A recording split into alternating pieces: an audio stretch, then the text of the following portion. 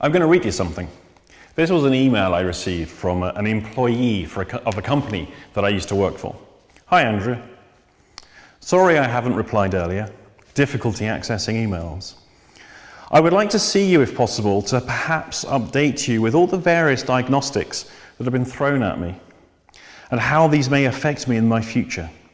I'll try and call you on Monday to arrange an appointment, or maybe you can go back through my manager and tell her a convenient time that I can call you. Thanks. Now this was an email that when I received it, I knew I was in for an interesting encounter with this said employee. This is somebody who was avoiding me. You know, the person who gets referred to management or to human resources or to whatever department because, well, predominantly they're never there. They're always off sick, they're always ill, there's always a crisis, and just when the sick pay starts to run out, it's amazing how quickly they recover and come back to work.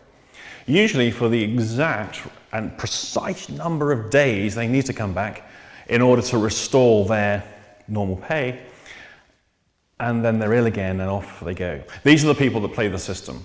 Anyone that's worked in human resources or in large organizations will be very familiar with this kind of conduct and behavior. Now, one of the things I used to do, and I still do, but less so these days, is to deal with sickness absence management.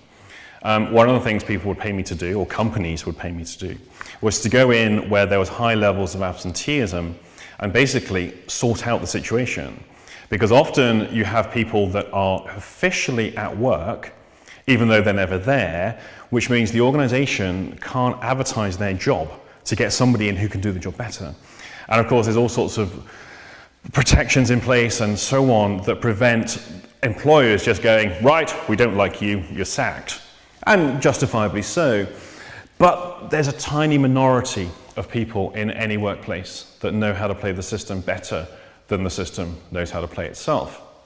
So I get called in to be a consultant, which is kind of entertaining sometimes. Now, one of the things I know is that when you look at certain communications from people, there are patterns inside that communication that get revealed. And these are the patterns in the integral eye movement therapy model are referred to as the patterns of chronicity. Or, because more patterns have emerged, the 5 primary patterns of chronicity, because it just sounds better that way. Now, there's 5 patterns, there's others, which is why we call them primary, but there's 5 main ones. Now, these came about by working with chronic clients, either the chronic absentees in workplaces or clients that were coming to me with problems that were not going away. In the face of all of the therapy they were being given, their problems persisted. And what I wanted to know was, are there patterns of behavior that all of these people who can defeat therapists so effectively, are there patterns they all have in common? And I pretty much came up with these 5 that I'm going to go through with you. Now, here is my observation here. These patterns, when presented in a therapeutic context, will defeat the therapist. You can try as much as you like to do whatever therapeutic approach you like, whether it's mindfulness or if it's CBT, if you're doing NLP or hypnosis. If these 5 patterns are present, the chances are you're going to receive emails of this nature or communications later where they say things like, well, it didn't really work for me. I've tried so many different things now. I don't know, maybe I'm one of those people that can't be helped. You get that style of communication. So what I'm going to do is I want to go through the 5 patterns of chronicity one at a time, basically to tell you what they are. Here's the bit you need to know. The integral eye movement therapy model is a bit where we move our eyes. It's a superb remedial change work model. Basically, it fixes the bad stuff very effectively. It's very good for trauma and traumatized emotions. So people have all these horrible feelings inside them. They don't know why. Okay, IEMT works perfectly for that.